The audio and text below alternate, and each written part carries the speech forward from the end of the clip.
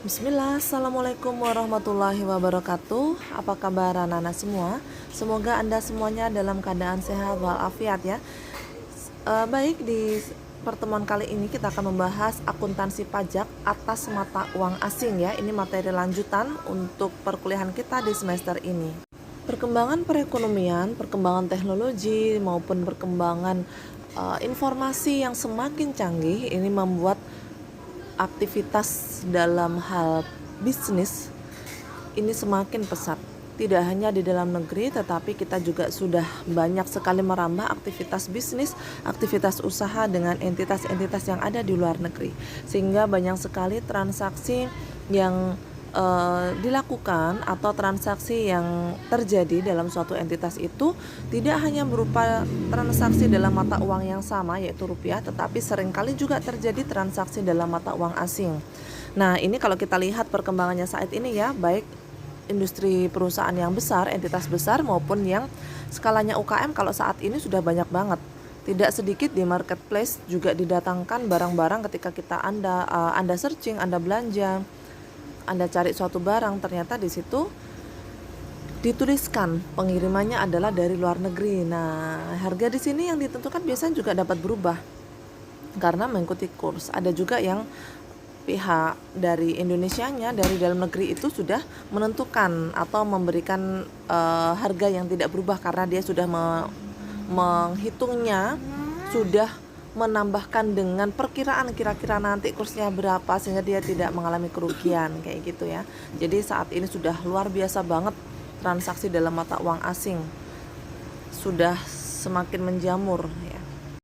Pada perusahaan yang skalanya besar, globalisasi dalam hal perekonomian atau globalisasi dalam teknologi informasi ini juga membawa dampak dalam penyajian informasi ya, dalam informasi keuangan khususnya dalam aktivitas bisnis yang mereka tuangkan dalam laporan keuangan. Khusus pada perusahaan asing dalam rangka penawaran modal asing atau kontrak dengan perusahaan asing yang ada di luar negeri dan transaksi-transaksi lain yang menggunakan mata uang asing. Transaksi tersebut harus dinyatakan dalam satuan mata uang yang diakui oleh negara tersebut atau juga dapat dituangkan dalam satuan mata uang asing yang diakui secara global ya oleh dunia, yaitu dolar Amerika ya. Kemudian dalam penyajian dalam laporan keuangan dari akibat fluktuasi valuta asing itu biasanya dapat dilihat disajikan dari dua aspek penyajian ya. Yang pertama translation of foreign exchange financial statement. Dalam aspek ini digunakan sebagai penjabaran laporan keuangan yang disusun dalam satuan mata uang atau falas seperti yang diatur di dalam PSAK nomor 11. Penjabaran ini digunakan untuk perubahan multinasional yang memiliki cabang atau anak perusahaan di luar negeri yang berada di negara lain. Jadi kalau untuk yang posisi nomor 1 ini perusahaan atau entitas induknya ada di Indonesia, kemudian dia memiliki perusahaan, anak perusahaan maupun cabang yang berada di negara lain. Itu dia harus menggunakan translation of foreign exchange financial statement. Yang kedua, foreign exchange transaction, yaitu dalam aspek ini sebagai bentuk penjabaran yang disebabkan adanya transaksi dalam perusahaan atau entitas tersebut yang berhubungan dengan valuta asing. Jadi dia tidak mengharuskan bahwa perusahaan tersebut memiliki cabang atau anak perusahaan di negara lain. Nah, kalau pada poin yang kedua ini dijabarkan dalam PSAK nomor 10. Sedangkan yang terjadi di Indonesia sebagian besar adalah pada kasus nomor 2 ya, pada pencatatan yang nomor 2.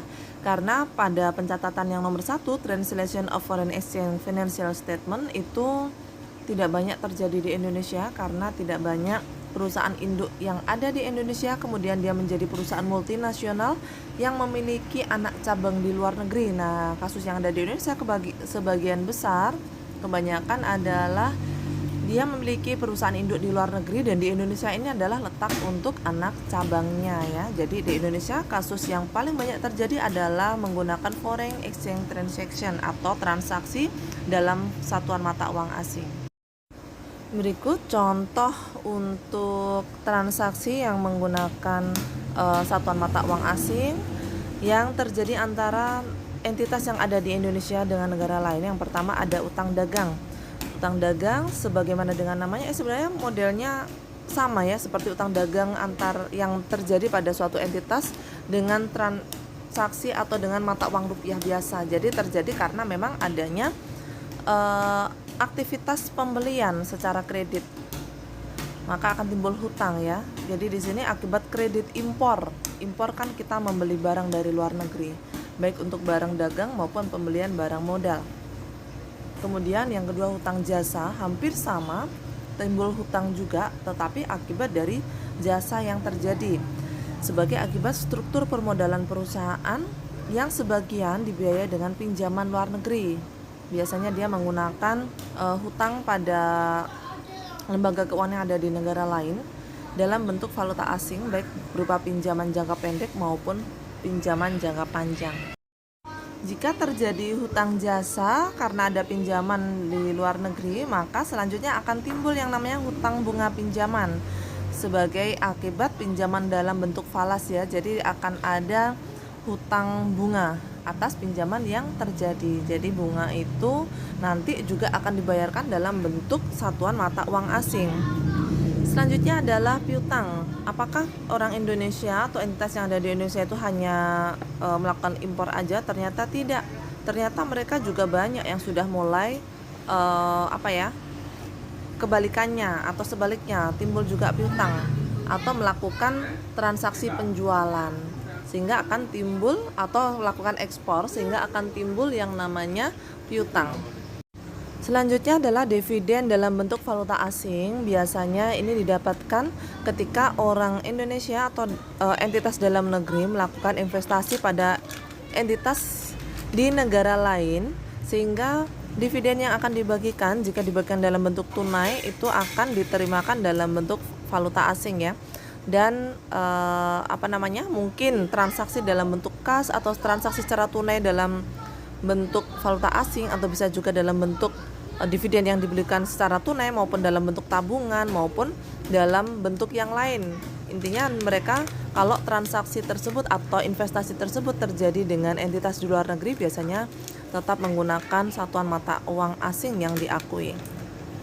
Yang keenam ada kontrak berjangka dalam falas. Untuk kontrak berjangka ini antara lain dalam bentuk swap, kemudian future dan lindung nilai atau hedging atas piutang falas.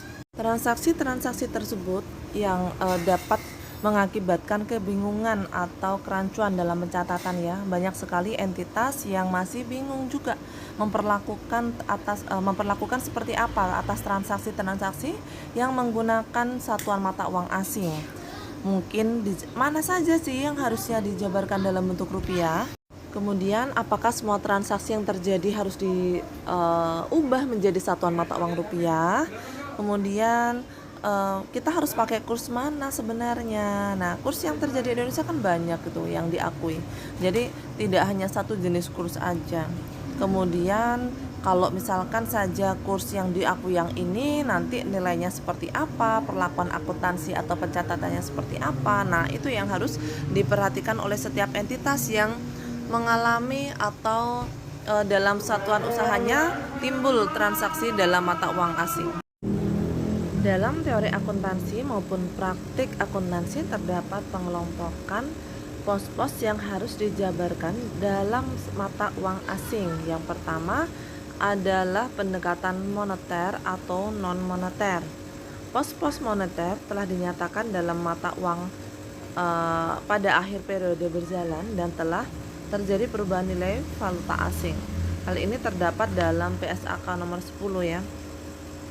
Jadi di dalam PSAK nomor 10 dijabarkan atau dijelaskan bahwa diberikan batasan untuk pos moneter, yaitu kas dan setara kas, kemudian aset dan kewajiban yang akan diterima atau dibayar di mana jumlahnya sudah pasti atau ditentukan pada pendekatan moneter. Ini terdapat aset moneter dan kewajiban moneter. Jadi jumlahnya harus pasti ya, sudah diketahui. Yang kedua ada pendekatan lancar ataupun tidak lancar. Dalam pendekatan pos-pos ini dijabarkan dengan kurs berjalan. Untuk pos-pos tidak lancar dilaporkan sesuai dengan kurs historis atau kurs sesuai tanggal terjadinya. Kemudian pendekatan temporal. Pada pendekatan temporal ini, kas dan bank, piutang dan utang lancar, serta hutang jangka panjang disajikan dengan menggunakan kurs berjalan, sedangkan lainnya disajikan sesuai dengan kurs historis. Kemudian pendekatan mata uang fungsional merupakan penjabaran mata uang asing dengan mata uang yang berlaku pada suatu negara. Contoh rupiah, dolar Amerika Serikat, dan mata uang yang lain ya. Ini sesuai dengan FASB Statement nomor 52.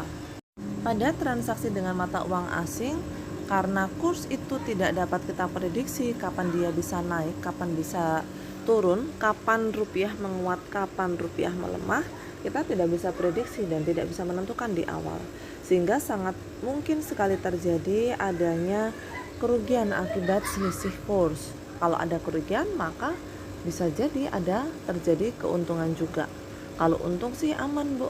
Sedangkan kalau rugi itu yang susah. Nah, itu resiko yang harus ditanggung oleh pebisnis, oleh entitas usaha ketika mereka melakukan transaksi dengan menggunakan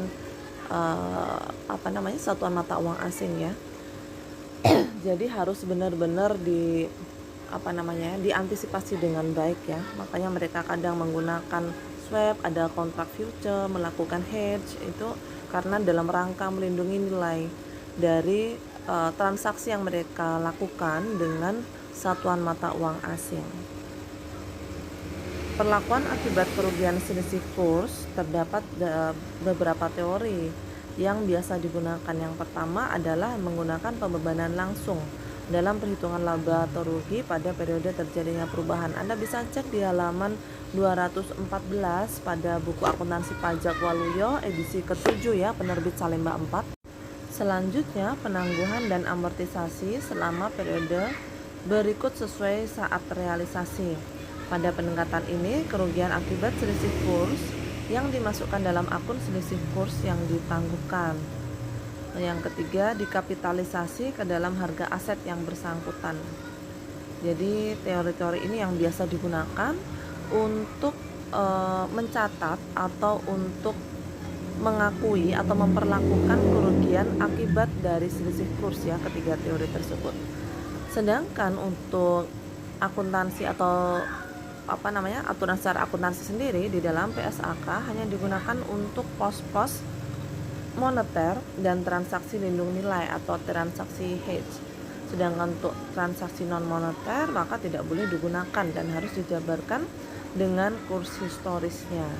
Terkait dengan laporan penggunaan atau transaksi yang terjadi dalam dalam valuta asing atau dengan mata uang asing, misal terjadi perbedaan kurs, di sini terdapat perbedaan pelaporan ya antara PSAK dengan aturan pajak, karena di dalam PSAK menggunakan kurs tengah Bank Indonesia ataupun menggunakan juga kurs neraca, tanggal neraca. Sedangkan untuk kepentingan pajak diperkenankan menggunakan dasar kurs tetap maupun kurs tengah Bank Indonesia dan atau menggunakan kurs tanggal neraca. Kurs tetap dalam aturan pajak yaitu kurs historis atau kurs yang terjadi atau kurs yang ada pada saat transaksi awal, sehingga pada akhir tahun laporan pos yang mengakibatkan selisih kurs tersebut dijabarkan dengan kurs historis, tidak dengan kurs yang berjalan saat itu. Sedangkan untuk kepentingan rekonsiliasi fiskal yaitu menggunakan aturan sebagai berikut. Hal ini sesuai dengan Surat Edaran nomor 03 tahun 1997. Yang pertama adalah menggunakan kurs tetap apabila terjadi pembebanan selisih kurs dilakukan saat validasi. Yang kedua, menggunakan kurs tengah Bank Indonesia atau kurs yang sebenarnya yang berlaku pada akhir tahun. Anda bisa baca juga tuh di halaman selanjutnya. Apabila WP menggunakan kurs tengah Bank Indonesia atau kurs sebenarnya dalam pelaporan pajak, maka untuk kepentingan laporan kepada para pemangku kepentingan pos-pos moneter akan disesuaikan dengan kurs berjalan. Sedang untuk kepentingan pajak, memang aturan pajak tidak mengatur pos manakah yang harus dijabarkan dengan kurs berjalan dalam kurs berjalan dengan kurs tengah Bank Indonesia atau kurs tanggal neraca. Nah, berikut setelah ini kita akan lihat di dalam tabel untuk perbedaan perlakuan ya antara PSAK nomor 10 dan juga aturan dan undang-undang pajak yang berlaku terkait dengan selisih kurs ini. Yang pertama, perlakuan ketika kondisi normal sesuai PSAK langsung dibebankan sebagai biaya berjalan, sedangkan dalam aturan pajak juga sama ya, langsung dibebankan sebagai biaya berjalan. Kalau kondisi tidak normal seperti apa?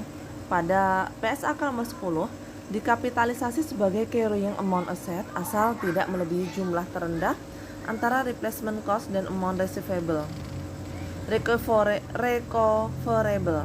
Sedangkan aturan pajak khusus tahun 97 boleh dibiayakan pada tahun berjalan atau ditangguhkan dan disusutkan selama 5 tahun sesuai dengan surat edaran ya.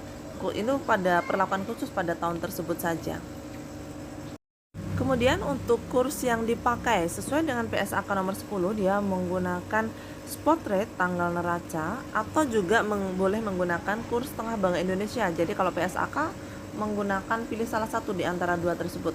Sedangkan untuk aturan pajak menggunakan spot rate tanggal neraca atau kurs tengah Bank Indonesia atau kurs tetap. Kemudian poin yang ketiga, pos-pos valuta asing yang dikonversi dalam rupiah. Untuk PSAK nomor 10, pos-pos moneter dan transaksi hedge, sedangkan pos-pos non moneter disajikan dengan kurs historis. Sedangkan untuk aturan pajak tidak ada aturan khusus mengenai hal tersebut ya. Sebagaimana kalau kita pahami tidak diatur mengenai hal tersebut, maka kita sepenuhnya mengikuti aturan yang ada di dalam PSAK. Entitas yang terdapat transaksi dalam satuan mata uang asing atau falas, dia wajib juga menyelenggarakan pembukuan ya, ini sifatnya wajib. Pembukuan dalam bahasa asing dan satuan mata uang asing selain rupiah. WP tertentu dapat menyelenggarakan pembukuan dengan menggunakan bahasa asing dan satuan mata uang selain rupiah, yaitu dengan menggunakan bahasa Inggris dan satuan mata uang dolar Amerika Serikat, di mana aturan tersebut meliputi 1. WP dalam negeri, WP dalam rangka penanaman modal asing yang beroperasi berdasarkan ketentuan perundang-undangan penanaman modal asing. Yang kedua, WP dalam rangka kontrak karya yang beroperasi berdasarkan kontrak dengan pemerintah Republik Indonesia. WP kontraktor kontrak kerjasama yang beroperasi berdasarkan ketentuan perundang-undangan pertambangan minyak dan gas bumi. 4. Bentuk usaha tetap atau BUT sebagaimana dimaksud dalam pasal 2 ayat 5 Undang-Undang PPH yang diatur dalam P3B. 5. WP yang mendaftarkan emisi sahamnya baik sebagian maupun seluruhnya di Bursa Efek Luar Negeri. Kontrak investasi kolektif yang akan menerbitkan reksadana dalam denominasi satuan mata uang dolar. Kemudian WP yang berafiliasi langsung dengan perusahaan induk di luar negeri. WP yang menyajikan laporan keuangan dalam mata uang fungsionalnya menggunakan mata uang dolar Amerika Serikat sesuai dengan SAK yang berlaku di Indonesia. Ini ya, jadi mereka ada aturan juga kewajiban untuk penyelenggaraan pembukuan bagi entitas yang menggunakan atau terdapat transaksi dalam satuan mata uang asing dengan aturan-aturan seperti tersebut di atas tadi. Demikian perkuliahan materi yang dapat saya sampaikan di pertemuan kali ini. Perkuliahan dapat kita akhiri sekian dulu. Mohon maaf banyak kesalahan dan kekurangan dari saya dalam pemberian materi karena keterbatasan kondisi kita saat ini. Jaga kesehatan Anda, jaga diri Anda baik-baik. Jangan lupa untuk tetap meningkatkan ibadah juga. Jangan lupa sholatnya. Sekian dulu. Assalamualaikum warahmatullahi wabarakatuh.